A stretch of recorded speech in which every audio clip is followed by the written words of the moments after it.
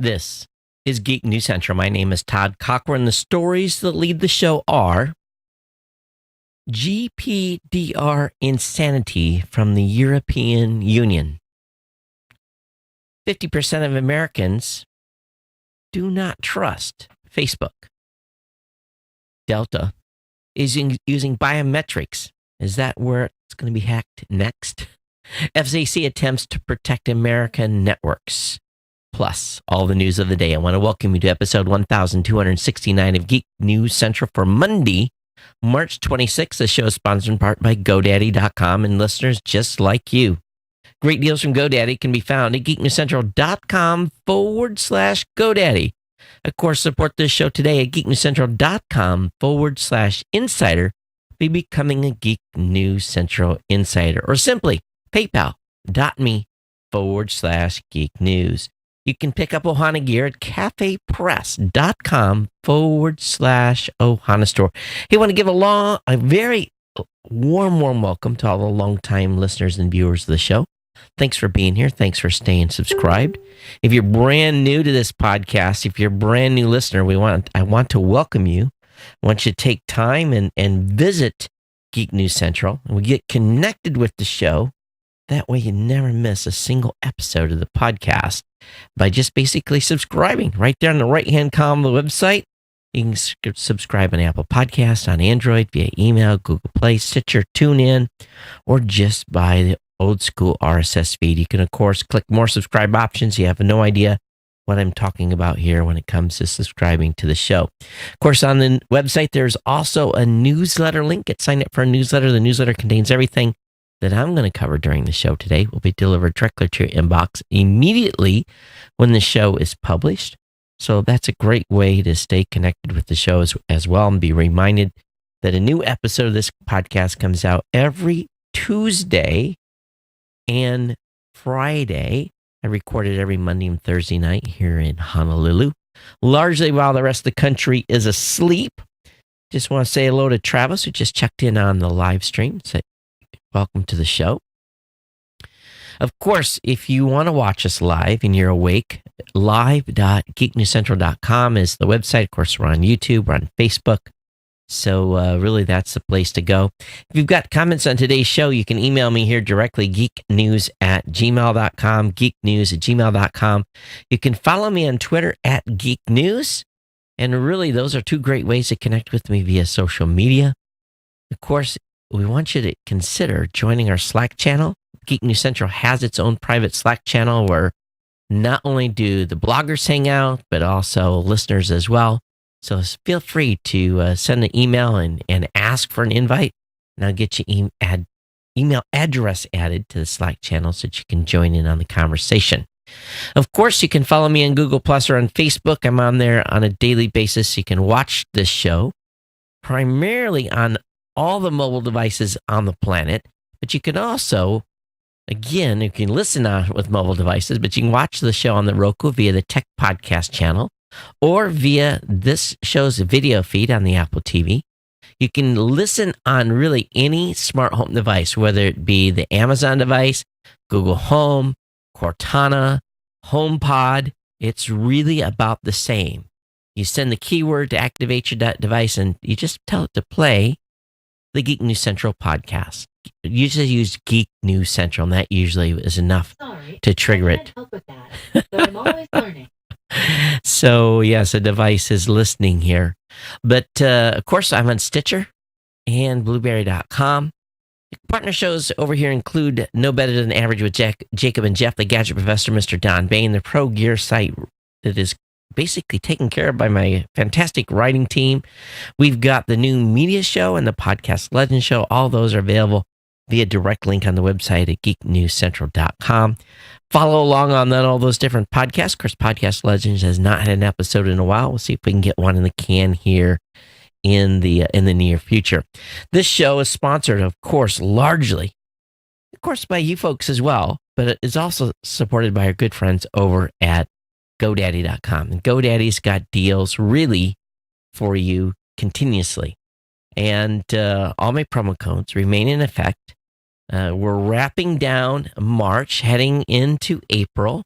So if you're thinking about jumping on board, picking up a product or service, whether it be a domain name, a hosting account, whether it's time to revamp your business account or launch a business account, or just want to pick up one of the products or services over at GoDaddy, I've got codes for you there galore, whether it be 30% off new product purchases and 99cent.com, $1 a month economy hosting for the first year, including a free domain, or $1 a month managed WordPress hosting for the first year and a free domain.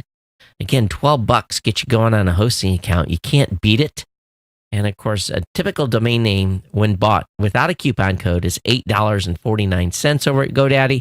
So really, you can't go wrong with this deal. Of course, those of you that are business owners, 1 month free trial of GoDaddy website builder. Your choice of personal, business, or business plus plans. I'll be honest with you, I really love the two hosting plans. Those are by far, in my opinion, the best value to get started. And we want you definitely to use those codes. All those codes, again, are at geeknewscenter.com/GoDaddy. Check those codes out. Share them with your friends, family members, people that you know. Don't write them on the bathroom wall. But if you have a community bulletin board or something like that, I'd love for you to share my promo codes. So definitely check it out, and we definitely appreciate your input here. So Travis, this show for 1,269 episodes has always had 10 to 15 minutes of opening dialogue by me before we get into the content. That's how we roll here, and that's how the podcast has always been. It's been successful. We have a huge supporting audience, and that's the way this show is. And that's what the good thing about podcasting is. We can do as we please. We don't have to follow a radio format or anything like that. And that's how this show has developed over the years, and what this audience has said that they wanted over time. But thank you for your suggestion. I do appreciate it. Okay, so let me just go ahead and again, geeknewscenter.com/GoDaddy for the sponsorship link. Definitely thanks for GoDaddy for being an ongoing sponsor here since June. Yes, the formula has worked since June of 2005. So we must be doing something right here. All right, so just give you guys a quick update on what's going around here before we get into the content. This past Saturday, Rob Greenlee and I put together a new media show. And of course, like we do every Saturday, that we're both at home. Rob overslept, so it's a short one. It's only an hour long. And then immediately following the new media show on Saturday, I worked with my team at Blueberry, and we had an open house where we took questions and answers from our customers for about an hour. And that was a good turnout. We had lots of great questions that talked about our products and services over there. And then, of course, I told you guys in the last show that I had some big meetings happening last Friday. And they were indeed big. And for now, I have to kind of keep you guys in the dark on who, what, and where. Well, the where was really on the phone. And but the who is the important part. So that was but again, it all started at 5 a.m. my time here in Honolulu on Friday. So interesting things happening at this point. So no complaints, everything's good, and things are moving forward. Very successful meeting on Friday. So just to let you guys know, NAB is fast approaching, and we've been working the everything that we say on the show here is public. So sorry, I take when comments come in, that goes out public. So that when it flashes up here, I can see it. So if you meant it to be private, my apologies. So just let you guys know, I released a second piece, the second in a thought piece on PowerPressPodcast.com that is basically discussing radio and specifically in regards to podcasting. So if you are interested in reading that second thought piece, it's available up on the website at PowerPressPodcast.com. We sent that to about 900 press members this morning, and they've had a good, matter of fact, fantastic response rate from them. So we're starting to get the impact we wanted from those mailings. So I got 2 more that are in the pipeline that go out, the final 2 weeks here before NAB. But on a personal level, workouts have been fantastic. Had great ones Saturday, Sunday, and today. So and Friday as well. So I'm very, very pleased. Finally started to see a tip on the scale. Finally saw some movement. Not a lot, but a little bit. So, the march to 175 continues. I think about 14, maybe 13 and a half pounds to go. So we'll keep our fingers crossed. Another thing, too, is the weather finally turned nice here in Honolulu. It's been rainy, cold for Hawaii standards, but Sunday was the first truly nice day that we've had here in a couple of weeks. So when it's sun shining, gets the melatonin flowing, you definitely feel more positive. So definitely, it was a great last couple of days here at. Yes, RSS is not old school. It is simply underrated. I agree. It is what powers the entire podcasting space. All right, I want to get into the stack here tonight. I want to talk, first things first, I want to talk about GDPR. I think I labeled it wrong in the title of the show. Forgive me, but this GDPR is something that's coming from the EU. It's affecting really anyone that has an online presence, and the hammer comes on the 25th of May. And we've got less than 2 months before the general data protection regulations come into force. And literally, they say tens of thousands, but I'm contemplating hundreds of thousands of businesses are woefully underprepared, and many businesses outside the EU do not realize that GDPR also applies to them. We're very much aware. I'm very much aware of GDPR because my dev team is buried in getting prepared for GDPR. And I'm going to be honest with you. The European Union, in their bid to protect the privacy of Europeans' data, implemented this draconian system, but the financial penalties of not complying are exceptionally steep. I mean, in the millions of euros.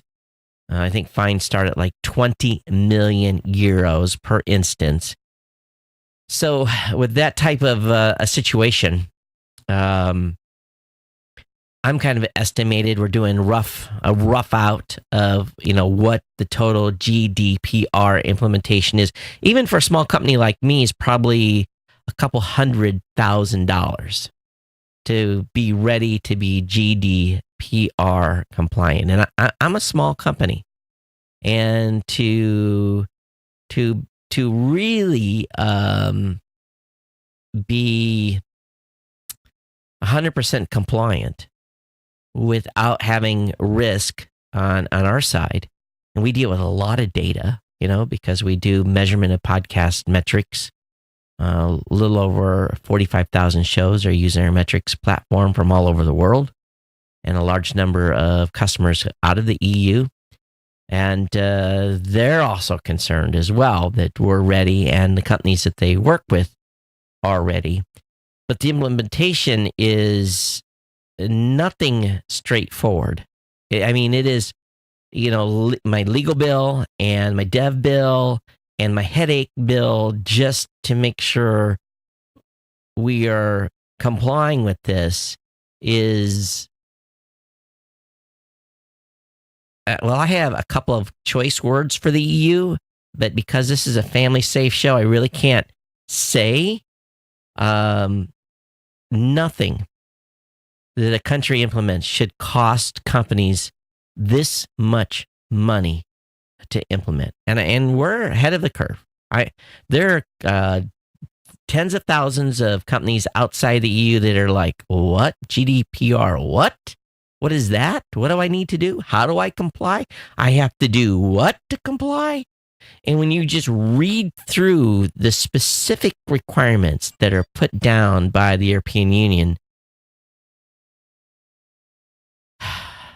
and I'm reading this article over at Web Designer Depot, and they're talking about this is the second coming of greatness. They obviously are not running a business that has to pay to make sure we're ready to comply. And we are, May 25th comes that we're good. And I have to laugh because there's a statement that says GDPR is an intelligently constructed set of regulations that makes everyone's data safer. Okay, it makes everyone's data safer, but it is not an intelligently constructed set of regulations. It is the most draconian thing that we've ever had to. We have to rework our entire system. What type of data is required to be protected? There's really two types here. Personal data is any data that relates to an identifiable person.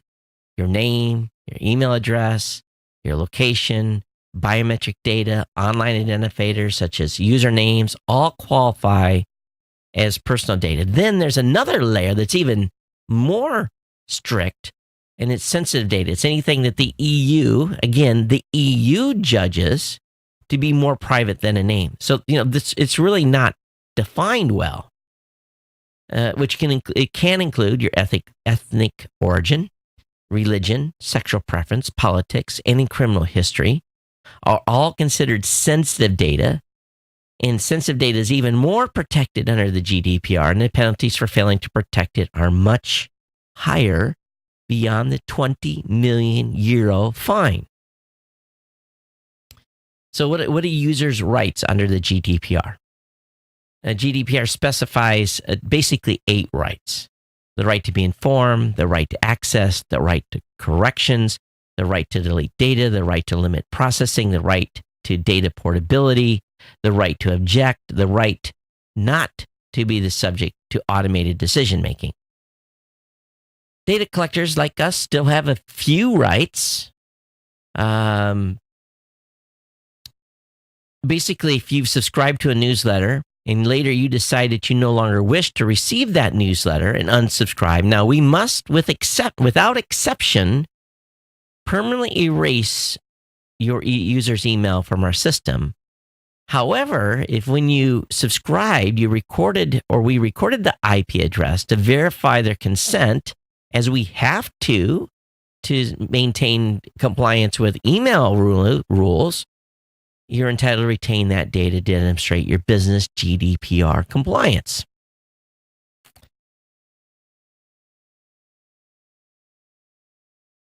And here's the insanity. It's not the EU's regulators' responsibility to prove your noncompliance. They do not have to catch you red-handed. It is your legal duty to prove that you are compliant, even if you live outside of the EU. And failing to do so in itself is noncompliance.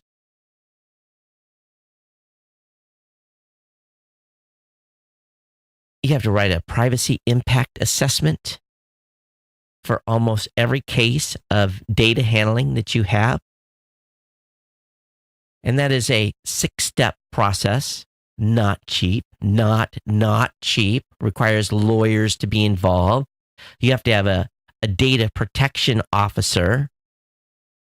In the end, GDPR is all about consent. Can you tell I'm a little upset about this thing? It's draconian. It is over the top insane on the amount of requirements that have to be implemented to comply. You may not have an EU1 customer in the planet, but if they come to your website, you can get a $20 million fine for not being GDPR compliant.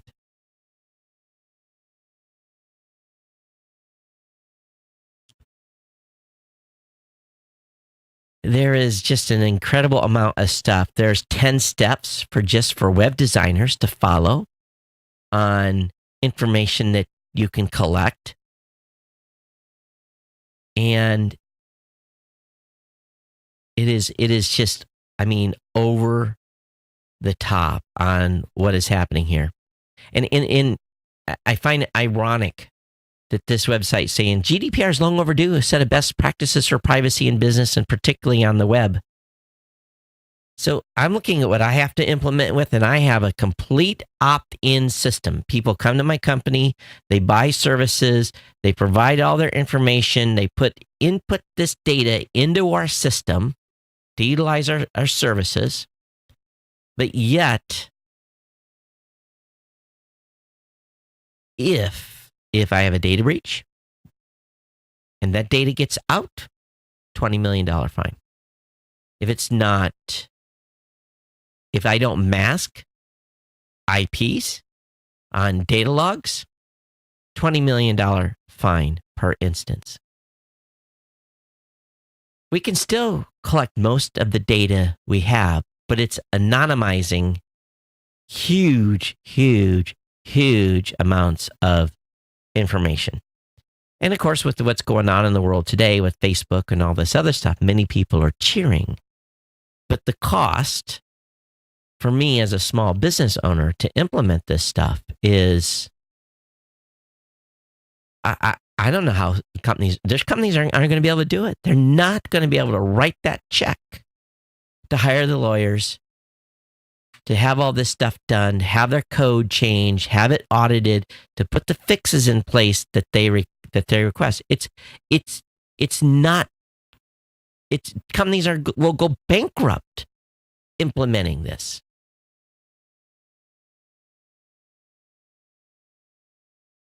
So, and I am sure that this is a tax center for the European Union, and they're looking forward to dropping the hammer on companies outside of the EU.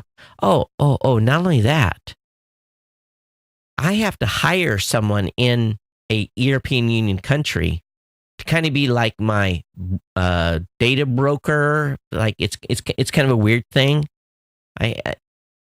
It's ridiculous. And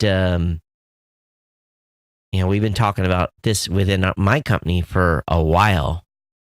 And when we're starting to do the assessments and figure out what we have to do to truly be compliant, literally my brain exploded. And so I see this post today, and for users out there, this is for you guys that are end users, this is fantastic for you. I'm not saying that what's being implemented here is, it is for you. The privacy stuff is huge. But the overall cost, and we got European Union companies that are calling us. We're doing 2-3 calls a week with clients that are freaking out is the understatement. They are freaking out because everyone that they do business with, they have to make sure that they are GDPR compliant. If not, they're culpable. So if a company uses another service and that company's not GDPR compliant, they can get a fine too.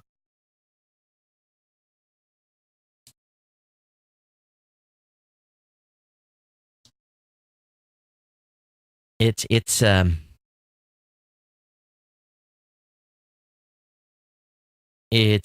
not fun. And in here, and I'm normally just reporting on this stuff, but I'm sitting through meetings that we're going through step by step by step by step. I'm not kidding. $200,000 is going to be the cost for my company to become, we hope and pray, to be GDPR compliant and follow their rules, because we handle a lot of data. And that's a couple less employees we can hire. It's insane. It truly is. Google sent out an email a couple days ago that was like 5 pages long that talks about everything that they're doing to become compliant. And it just made my head swim. I honestly just couldn't read it all. And you're just going to hear a lot more about this as we approach the date. But I just want to share with you, if you have a digital business out there, if you have an online presence, better get busy. So you have a single European Union customer, you have someone that's from the EU that comes to your website a single time in a year or 5 years, and you're not ready, stand by. Yeah, can you tell I'm irritated? I'm irritated.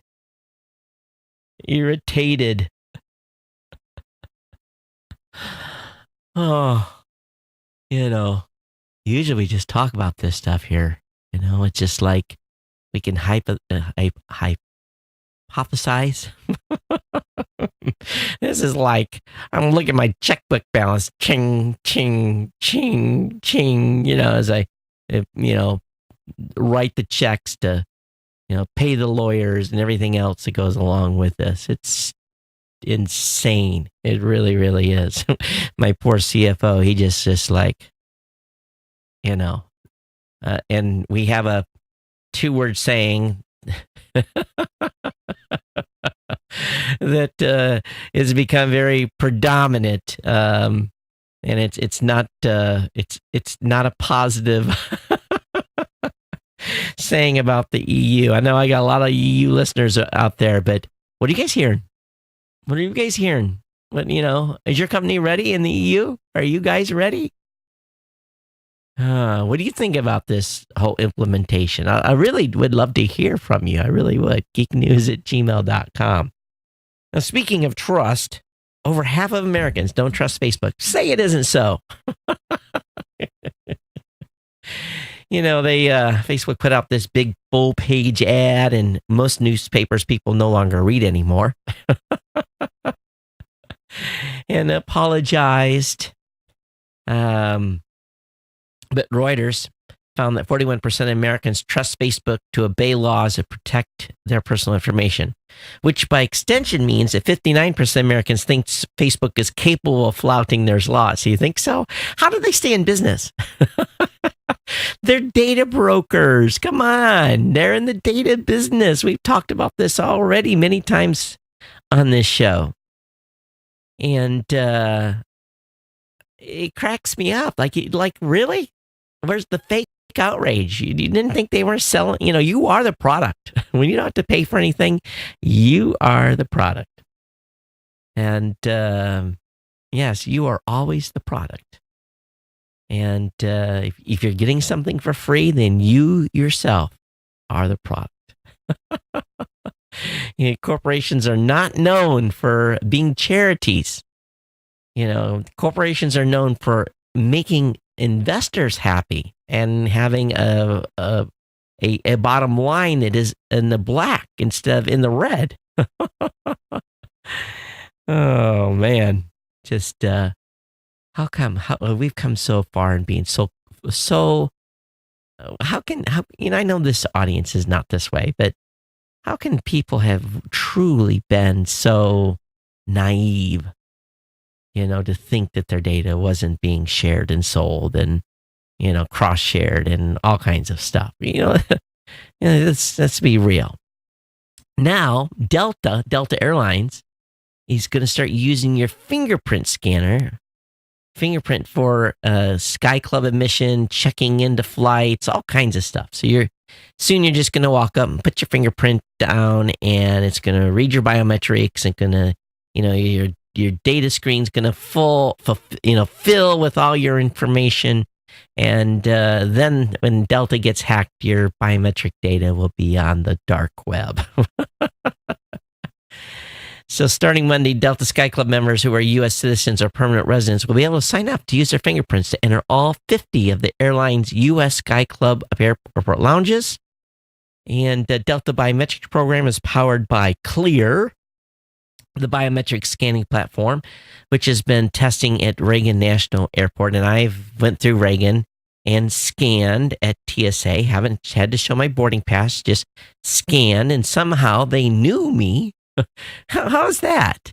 All right, so I go, and of course, I'm prior military, and my fingerprint records are, and DNA has all been collected by Uncle Sugar, right? My stuff is out in the cloud somewhere, hopefully in some secure space. Good luck with that with government stuff. But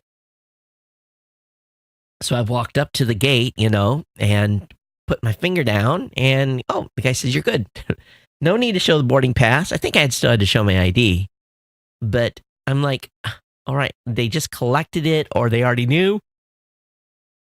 We've been using our fingerprint to unlock our phones and enter workspaces.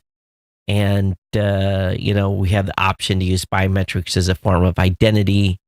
But, this is the last frontier. This is probably the one thing that we truly have, our fingerprint, that separates us from person to person. But what happens when technology is implemented and this biometric data is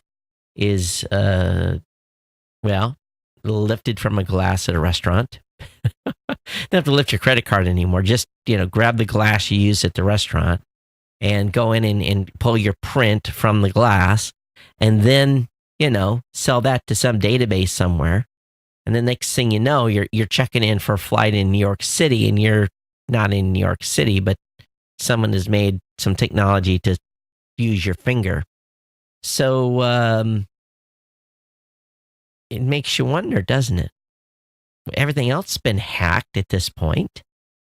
And, this has been going on a little bit here. We, 2 years ago, London's Gatwick Airport ran a trial in which 3,000 British Airways passengers scanned their irises when checking in, and Scandinavian carrier SAS now scans passengers' fingerprints when they check their bags and use those prints to let them board. So, yep, it won't be long before we'll have to give a blood sample for DNA analysis. Right, switching up topics here a little bit, something that's probably, the FCC's been under a lot of fire. You either like what the FCC has been doing, or you hate what the FCC's been doing. There's not too much in between here. But I will say this, I will agree with something they're looking at. And for me to agree with some of the stuff coming out of the FCC recently is pretty remarkable. So the chairman said Monday he was proposing new rules to ban the use of funds from a government program to purchase equipment or services from companies that pose a security threat to the U.S. communication networks.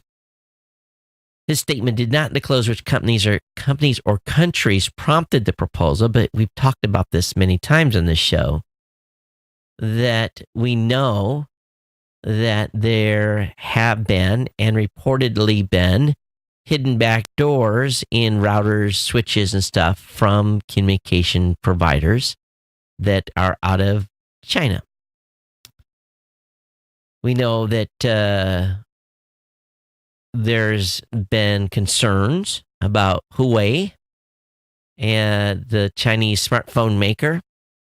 Not only that, we've got other companies that, products coming out of China.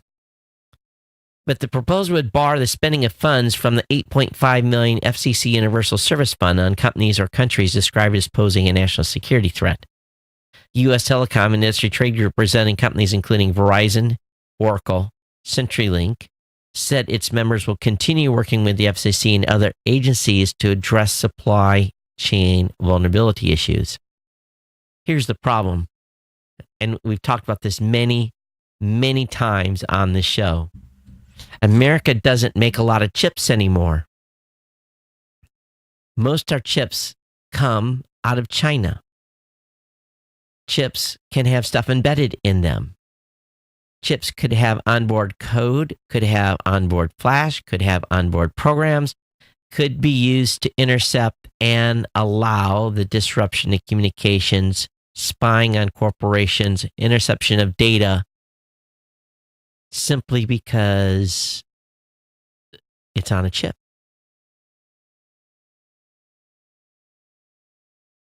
I think the risk in some instances is low, but I think in some instances the risk sounds to be pretty high. Huawei and ZTE Corporation are widely understood to have extraordinary ties to the Chinese government. In 2012, Huawei and ZTE were the subject of a U.S. investigation into whether their equipment provided an opportunity for foreign espionage and threatened critical U.S. infrastructure, something they have consistently denied. We know Congress, for some reason, in 2017 banned U.S. government agencies from using security software from Moscow-based Kaspersky Labs. It came amid a mounting concern among U.S. officials that the software could enable Russian espionage and threaten national security. So, Travis, I don't have time to read all the comments in chat. Sorry. This is more, I look at chat when I can, but the GDPR is a real deal. And if you're a digital company in the United States and you're not compliant, stand by. Read up on GDPR. Get educated on it yourself.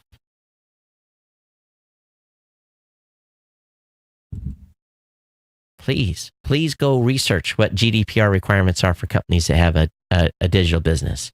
I know what the requirements are. I know what the cost to implement it is. It's massive. I'm living it right now with my entire dev team focused on being GDPR compliant. Every hour, every day is salary dollars that are being used to become compliant with an EU law. As a U.S. company, I have to comply with. Please go read up on GDPR and see what's required for U.S.-based companies that have European Union customers or visitors to their website. It's significant. But anyway, going back to the FCC, the security risk in these devices coming out of these countries, I believe is a true threat. Absolutely true threat. Apple, tomorrow, is going to be holding its first media event of the year, and it promises to be unique in many ways. The rumored star of the show is expected to be a new kind of Apple product, an even cheaper iPad that's going to target students in schools. Apparently, it's targeted to compete with Google Chromebooks. And the rumor on the street is a $249 price point. So, or maybe $259 is what the price will be for this new offering. So they're not live streaming the event, so there will be news about it. I'm sure lots of press releases. But again, Apple's main education site has 17 devices pictured. 60 of them are iPads. Only a single one is an aging MacBook Air. So we'll see. We'll see what happens here. A cheaper iPad alone won't be enough to turn Apple's education woes around, but it may help. So we'll see what is forthcoming from that. Also, this week, NASA's testing a supersonic Mars parachute. You can watch it live on Thursday. They're going to have a launch out of Wallops Island. And if all goes according to plan, a 58-tall Terrier Black Brant 9 rocket will loft the Aspire parachute to a maximum altitude of 32 miles. This is where conditions in Earth's atmosphere mimic those of a thin air of Mars. And they will unfurl the parachute. This is the second test that they're doing of this. And really what this is this a prep? This is a test to make sure this parachute works for the 2021 new rover that's going to be headed to Mars. And I don't know if this is going to be the final test, but I think this is a big decision point. And hopefully everything goes well. We'll keep an eye on it. As online privacy deteriorates, what is the future of VPNs? VPNs were really never designed to be ways to hide your personal data and be private. It was more of a way to work your way around being able to watch Netflix if you were outside the United States. VPNs also have a feature for businesses where you log into the VPN so you can log into the corporate network. And but VPNs are not heavily adopted for mobile yet, and then because everything's moving to mobile for a VPN to survive, there's going to be needs to be some adoption. And the mobile business is a little bit different business than putting a VPN client on your desktop. So we'll see what happens here. But the increased usage of bring your own devices policies within companies are requiring some expansion of VPNs, and at some point, the VPNs are going to have to start offering network access control features as well. So we'll see. We'll see where this goes. But I know many of you still use VPNs on your computers. Are you using a VPN client on your mobile device? If so, I'd love to hear it. I'm going to move this article to the end. We'll come back to that later. How many of you are carrying backpacks? How many of you have back pain from your backpack? Well, there's a new backpack out, and, it's a Kickstarter. And it's called Super Straps. And I watched the video of this, about a 4-minute video. They don't go deep on details, but everything that they're talking about here and the reviews are very, very positive. And what this does, the Super Straps attach to existing straps for your backpack. And then what it does is it, through a pull of a string on the side of the Super Strap, it changes the positioning and weight distribution of your backpack. And people that are using it are saying that it's a major improvement. And what it does is it lifts some of the weight off your shoulders and better balancing things so you can walk upright. And anyone that's carried a heavy backpack can know that, man, by the end of the afternoon or day, your shoulder and your neck and everything hurts. So, when we're going to events like CES and NAB, we're always humping backpacks. I wish I had this now. Super Straps are going to retail for $75, but the Kickstarter, you can snag your own pair for $49 or 2 sets for $89. So I don't know when they're going to, they're going to ship by October of 18, but I don't normally back, I've backed a couple of Indiegogos this year, mostly around hardware. So this one is more for, what we're for carrying our hardware. So I'm very, very interested in this, and I'll probably back it based upon the video that I saw. Anyway, I'll have the link up in the show notes. You can check it out. If you're a backpack carrier, you're going to look at this for $49. I think it's worth the risk. Of course, Facebook, is sorry this is skipped around today. I should have had this one a little earlier, but Facebook's terrible, horrible, no good, very bad week has continued though, and the social networks took some heat for their phone contacts that are being exported. People are requesting their data. And when they downloaded it, it showed every phone call, every text message that you had made since allowing Facebook to start collecting this information. So you can remove your contacts. And I remember being annoyed at Facebook a couple of years ago when I clicked OK on something and all my contacts got sucked in, and it really, at the time, it kind of torqued me, and I went in and I found this link before to remove all contacts, and it basically pulled my phone book contact list out of Facebook and deleted that information. But I need to go now and check some of this information out that they're talking about as well. So there is a way to delete your phone contacts from Facebook. So I'll have the link in the show notes on how to basically give you instructions on how to do that. It's just that again, they're in the data collection, and we've all been susceptible in giving them everything they want, and we're the product. So your host is basically in the same situation as the rest of you are. Of course, when I was at CES, we did not leave the tech startup area. The Geek News Central team, we had our live broadcast booth in the Sands. We did not go to North, South, Central. This is the first year in many, many years I did not walk the rest of the show floor.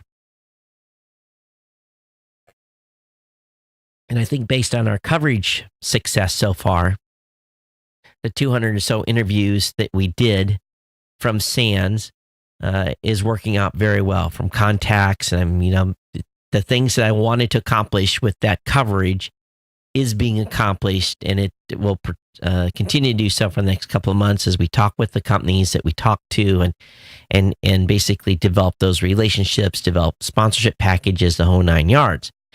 But one thing I didn't miss that I would have liked to seen, but I didn't even know about it until Kirk found the article today, was something from what's called micro LED. It's the first new screen tech in a long times, and some are saying it may beat out OLED. Now, I've always told you guys that OLED is, if you get an OLED screen, it's the most remarkable TV you could possibly have. The images are more real than life. But Samsung wowed the crowds with this wall-sized TV. It was a 146-inch gigantic micro LED TV, not available for resale yet. It's still a couple years away.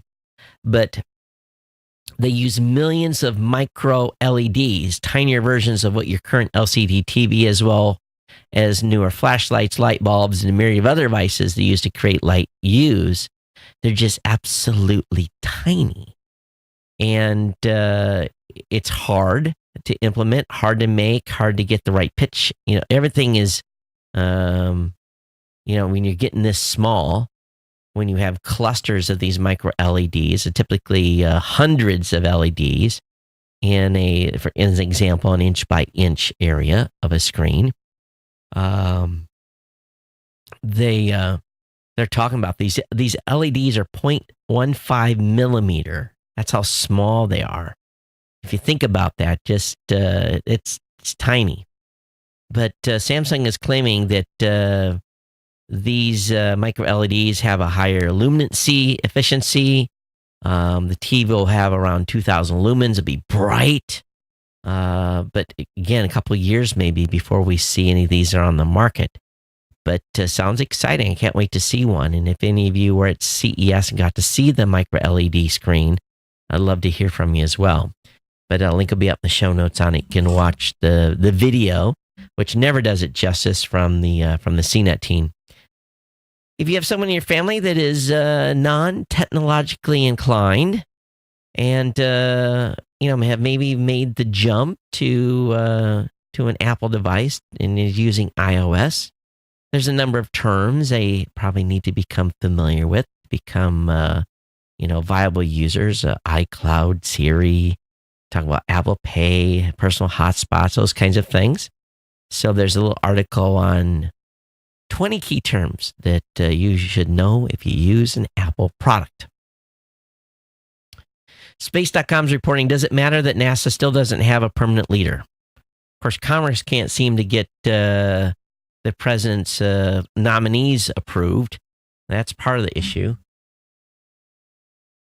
But earlier this week, NASA's acting administrator, Robert Lightfoot, announced that he will retire from NASA on April 30th. If no permanent NASA chief is appointed before then, the Associate Administrator Steve, oh my God, I can't even pronounce this guy's last name, Jerzak, will take the reins. His current position would normally make him third in line, but NASA has no deputy administrator at the moment. This vacuum of permanent leadership is probably hamstringing the space agency a little bit. But, Congress is having a little bit of trouble with the nominee, which I guess is a representative that the president has nominated. But it's too bad that these appointees can't be processed here in a timely manner. But NASA leadership, yeah, how about that? You show up to work one day, you're number 3 at NASA, and then you become number 1. I guess that's the way to get promoted, right? People just quit and you move up. Silicon Valley Season 5. Any of you watch the HBO Silicon Valley series? I have to admit, I watched the first 2 episodes in Season 1 and said, I'm not watching this garbage anymore. But the Season 5's opening credit includes yes, you named it, Facebook Easter egg. Link of it in the show notes for you to check it out. Hey, little car news. Yeah, I love a Continental, the brand Lincoln Continental. I don't have a Lincoln. Probably can't afford a Lincoln. But if those of you that like Lincoln as a brand are thinking about purchasing one, the brand's been lagging a little bit, but Lincoln may add suicide doors to future Continentals. And, suicide doors are, as you would expect, they open opposite what you would expect them to. There's no word on timing or other details about the suicide door. But, they only sold 1,500 units of the Continental last year. So, it's a flagship product that is not selling a lot of vehicles. I don't even know how much one of those costs these days. But, Lincoln Continental was always, when I was growing up, you knew you were the big dog on the block when you had one of those cars. And probably as much so these days. Bentley, of course, there's another big name in luxury automobiles. They're the latest luxury car maker committing to electric vehicles. So again, just a few weeks after Bentley unveiled its first all-electric concept convertible, a lead designer confirmed the company, known for its gas-guzzling vehicles, could start making electric cars fairly soon. Bentley is just the latest in a long line of car makers planning to go electric, of course, with Toyota, Volvo, Porsche, Audi. Of course, Tesla leading the pack are all in the race to supply the electric car of the future. Actually, the Nissan Leaf, I think, is leading the future. Spotify is telling Wall Street it's going to have a very good year. Ahead of its IPO, the streaming service offering its first ever guidance. Revenue, subs, and margins will be up. Operating losses will go down. Spotify thinks it will end 2018 with as many as 96 million paid subscribers, up from 71 million. Spotify thinks its revenue could hit $6.6 billion, up 30%. Crucially, Spotify thinks gross margins could get to 25%, up from 21%. And of course, this is the core of the Spotify pitch to investors.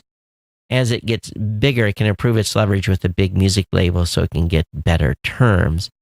And Spotify thinks operating losses will shrink from $500 million to $409 million. That's amazing that they can just lose money like that.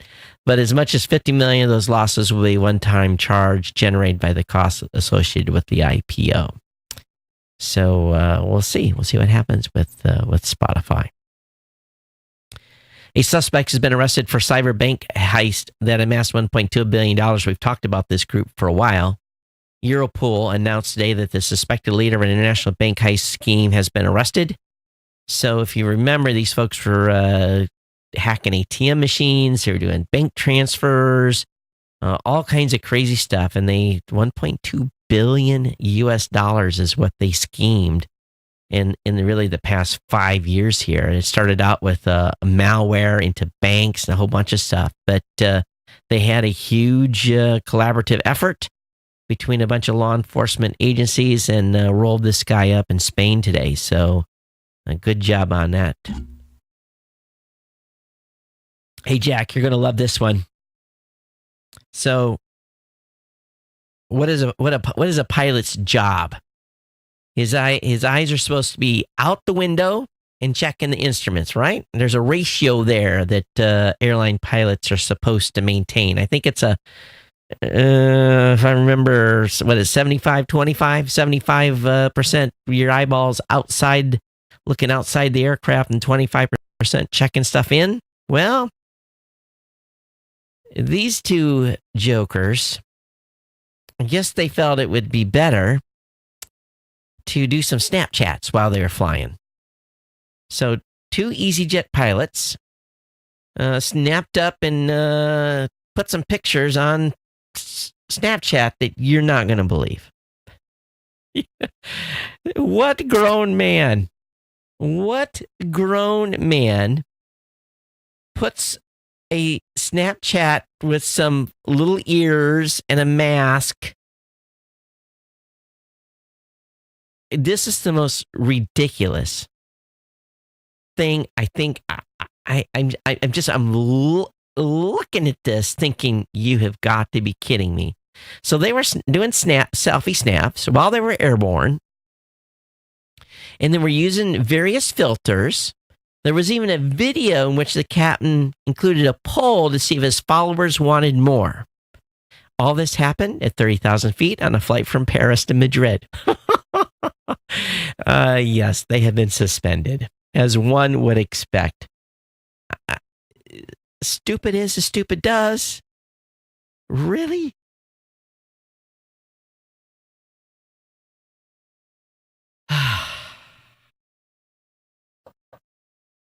There's always banter in the flight station. You know, having done almost 10,000 hours in P3s, the pilot, the co-pilot, the flight engineer, all having banter back and forth, but they're always doing their job. You know, they're not taking selfies. Oh my God. Unbelievable.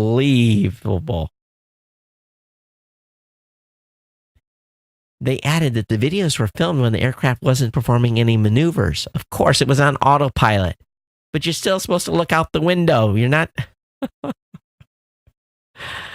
Oh, yeah. Wow. All right, so a little bit more information on Cambridge Analytica.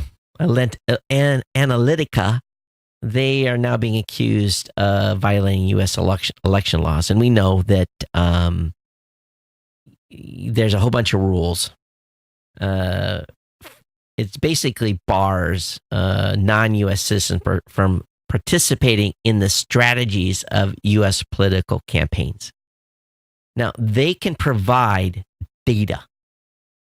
Companies outside of the United States can legally provide data to campaigns, but they're not allowed to analyze that data. And they were warned. The company, they basically knew they weren't supposed to be analyzing data. And looks like maybe they did. So we'll see, both for the 2014 and the 2016 election. Of course, as I said earlier, Facebook ads apologize for the scandal. Big full page ad. And but anyway, that they're in damage control mode here. And of course, we talked about earlier that Facebook harvested detailed call and SMS logs for years. And it got right down to the point where outgoing type, outgoing call, date, time, duration, and who. And not only that, but the incoming and text messages as well. So all this is in the show notes tonight for your reading pleasure. That said, Senate committee has asked Facebook, Google, and Twitter to testify on privacy. The Judiciary Committee invited all 3 CEOs to visit April 10th. So I'm sure that C-SPAN will have this on, and it should be good, interesting watching. For sure. I don't think it's going to be closed, so it'll be good time to watch. Of course, Apple's Tim Cook breaks his silence on the Facebook scandal and says that stricter regulations are needed. Now, for a CEO to say that, wow, it's pretty big. You don't wish regulation upon yourself at any time. He said, Tim Cook said, I think that this certain situation is so dire and has become so large that probably some well-crafted regulation is necessary. The ability of anyone to know what you've been browsing about for years, who your contacts are, who their contacts are, things you like and dislike, and every intimate detail of your life from my own point of view shouldn't exist. I've said, we've been, Tim, been telling this audience for years that Google, Facebook, Twitter, all these sites know us better than our spouses. This is not news to the Geek News Central family here. Again, hard to believe people are that naive to think that this hasn't been happening. Twitter is reporting it will ban cryptocurrency ads. They're the next one to come down in cryptocurrency. There is this definite dislike for cryptocurrency. You can tell it's making an impact when people are trying to ban it. Malaysia's proposed a law that would make spreading fake news illegal. Those in violation would face up to 10 years in prison and a fine. So they're criminalizing the spread of fake news.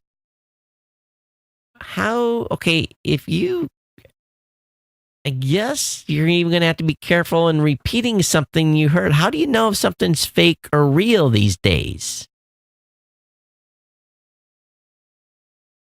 How is it possible? They're saying fake news includes any news, information, data, and reports which are wholly or partly false, whether in the forms of features, visuals, or audio recordings, or any other capable of suggesting words or ideas. All right, how is the general public yet to know? Is the government says it's false? Is it false?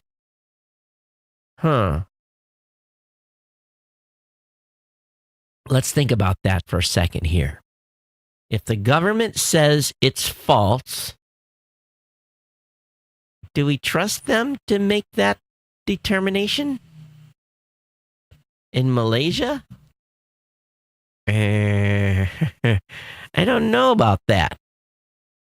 How about in Iran? If Iran says that news is fake. How about in Russia? They say that news is fake. More than likely it's true.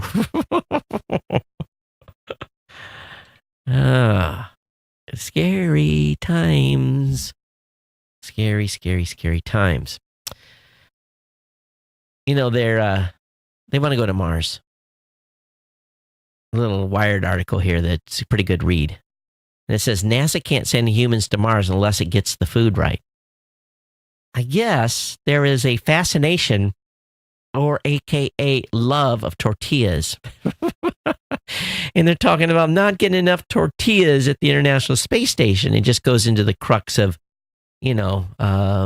armies march on their stomach and so forth. But same thing, if you're up in space and you're in this, hostile environment, food is about your only pleasure.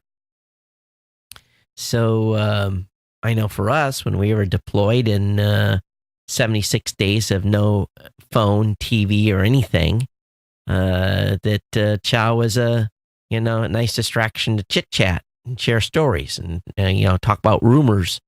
When you're in space, there's different types of conversations, but they say that they got a long ways to go to be able to have food that'll stay good for a 5-year Mars mission. There's a vulnerability in the iOS camera. QR code reader could direct users to malicious websites. So if you're scanning QR codes, just be aware. Be understanding that you just don't want to, you want to scan QR codes from trusted sources. Don't be scanning stuff you just find on the street. You may up on a vicious website. Also, Apple iOS 11.3 software update may land tomorrow. So we'll see if that gets punched out at the same time that they're doing this event. And again, Apple will not be live streaming its event tomorrow as well. Just have to see what the press says.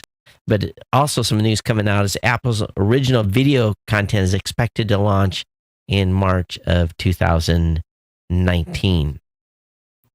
Samsung's going to finally roll out Android 8.0 Oreo update for unlocked Galaxy S8 and Galaxy Note 8 users. So you guys are finally, after all this time, going to get a bounce. Again, this is for unlocked devices. You'll get this update. So finally, you're going to get a bounce here. Last couple of articles. Nissan is using recycled leaf batteries to power streetlights. Oh, that's cool. And so it says Nissan is using old leaf batteries in a very meta way to power streetlights that make roads safer for vehicles and pedestrians, called the Light Reborn. It uses a solar panel that charges up the battery, which can then power the LED at night with no external connection required. Nissan is testing the product today in Inami, Japan, a city that was abandoned after the Fukushima nuclear disaster, and options to do a full-scale installation in the town later this year. So a leaf battery will run a lot of lights, but they're also going to be looking at other places to use batteries. May not be good for car, but definitely good enough for a street light. Waymo's CEO claims that their self-driving tech would have avoided the Uber accident that resulted in a fatality. So talk is cheap there, Waymo. Their talk is cheap if you're not the one suffering the consequences of that type of an accident. Ford vending machines begin dispensing cars in China. The Super Test Drive Center in Zhengzhou is now open for business. It looks kind of cool. They, if this picture is right, they've got 1, 2, 3, 4, 5, 6, 12, 18, 24 cars in this in this lot. So it doesn't look too radical. Oh, 42 cars, which has kept. I wonder how this all works. You just walk up there and like pay for it on a vending machine. Makes you just kind of scratch your head a little bit. I guess there'll probably be a salesman and so forth. The stunt is a limited time deal and will now run between now and April 23rd. So this is not something that's permanent, but they're calling it a stunt, and a stunt I think it is. There's a good review on makeuseof.com about a Windows-based product called VideoPad. It's a video editor, so if you're looking for a video editor for, to take care of some family videos and so forth, this might be an option for you. Link will be up in the show notes. Also, you guys know I'm a big product of Anker products. So there's an Anker USB-C charger sale going on right now. All these are available via Amazon. I'll have the link up to the article in the show notes. So you can, if it's time to make that jump and have some USB-C chargers laying around, you can grab one of these from the folks at Anker. Also, in another series from Lifehacker, talking about USB issues. If you've got a USB device that always seems to reboot your computer when you plug it in, I've got a solution for you here and some troubleshooting tips. Link will be up in the show notes. And finally, there's some good deals out there. You can stretch your Wi-Fi to limits with a $24 range extender from Netgear. I've had mixed results with range extenders. Had one for a while that worked really, really well until it quit.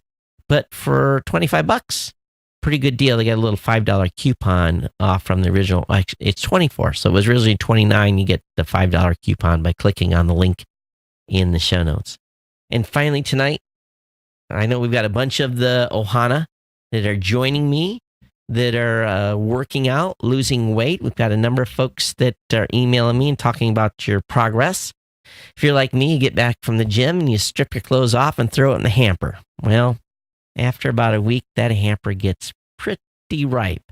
So for those of us that haven't really been exercising too much over the past number of years, there's some adult tips on how to keep your workout clothes from stinking up your house and your laundry basket and everything else. So link will be up in the show notes, because I know my wife was giving me an earful on Sunday when I pulled everything out of the hamper to send it to the wash. I got some dirty looks, dirty comments, and some prime commentary. So Kirk, I don't know how you did it. We're on the same wavelength, but good timing, my friend. Okay, bada bing, bada boom. I got an email from Ken. He said, "Hey, Todd, this is one I think you should have mentioned. It's a major step forward for people who use credit cards for reoccurring transactions And I'm supposed to read this at the beginning of the show. So let's see what Ken's article is about. Capital One's shopping assistant, Eno, can now dial out viral card numbers in the browser. Oh, that's smart. So Capital One's officially introduced a new way to use its virtual card numbers from a web browser. In order to make shopping online safer, virtual card numbers, of course, aren't new. Bank of America and Citi have offered a similar feature that creates temporary credit card numbers linked to your real account for the purpose of online shopping. But Capital One implementation of the feature will be handy for its card holders. So if you are a Capital One credit card holder, this link will be on the show notes. Will be helpful to you in. I closed that. Let me reopen that. We have to add that to the. So anyway, thanks for that, Ken. I definitely appreciate the link being submitted. And also, yes, Jerry, I know. He says, forgive me for nitpicking, but a person with your technical background should not be making this mistake. A logarithm.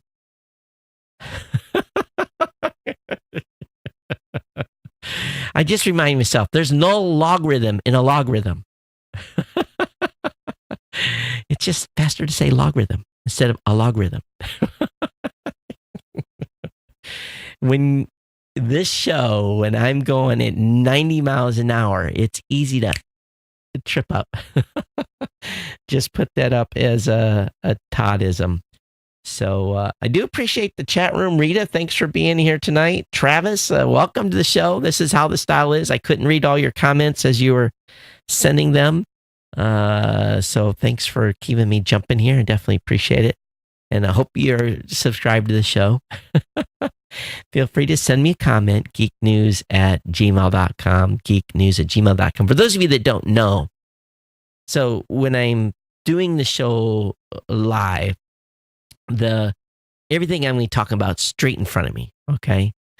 To the right, I monitor the video recording that's going on. On the far left, I can monitor the audio recording. On the left, a little bit forward of me, is the TriCaster where I can switch in and switch out the different video views and so forth. But down to the left at the bottom is where the chat rooms are, and it's not easy to take a glance, read it, keep the flow of the show going. I try to quickly glance at stuff and get feedback during when I'm live, but that's what happens here when it's a one-man show. There's really no place on the desktop for me to drop those comments, so it kind of shows as a thread. It's not that easy. So just to let everybody know, that's kind of how the setup goes here. And so if there's people are pinging me in the chat room, oftentimes I'll miss it, especially since I can only see 1, 2, 3, 4 of the last comments. If it rolls off the screen, it won't be visible to me until I hit stop tonight and it's saved, and I can go back and read all the comments, which I'll usually address via replies on the website, on Facebook and YouTube as well. So anyway, that's kind of just a little by the way thing. So anyway, we're late here. Let's get out of here. Please support the sponsor, geeknewscentral.com/GoDaddy. Use my promo codes. Use them often. Share them with your friends, family members, people you know. If you're not an insider, think about becoming an insider and supporting the show at $2, $5, $10, $15, or $25 a month plans.